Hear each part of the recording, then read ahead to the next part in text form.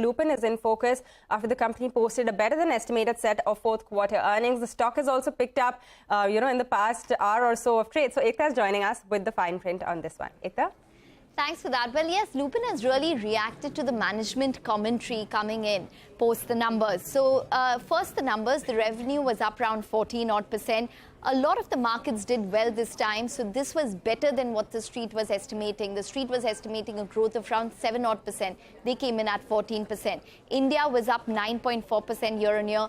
API was up around 46.5% on a year-on-year basis. The other operating income was aided by income from the PLI scheme as well, which is to the tune of around 59 odd crores. What stood out were the margins, which were at a multi-quarter high. So that came in at 13% versus 6.9% on a year-on-year basis, and versus estimates of around 12% and versus 12.3% in the previous quarter. So there was an improvement which came in on margins, and the company has indicated that the FY24 margins would be north of 15%.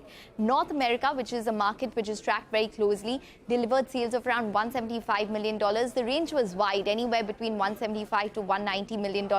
But the company said that the US was in line with the guidance provided. The price erosion has probably bottomed out. It was in low single digits this quarter. Now, Spiriva generic is an inhaler drug that the market is watching quite closely in terms of a launch for Lupin. The target action date, which is when the US FDA is expected to reply on this drug, was expected between April and August. The company has indicated there was a lot of back and forth with the US FDA with regards to this particular drug. They will be ready to launch Spiriva generic if they get approval. The target action date now stands anywhere between July and August. They have not been given an indication about a possible inspection for this particular approval. Remediation of plants, they have undertaken remediation of the Tarapur, Pithampur and Mandideep facilities at this point in time. So that would be another trigger to watch going forward.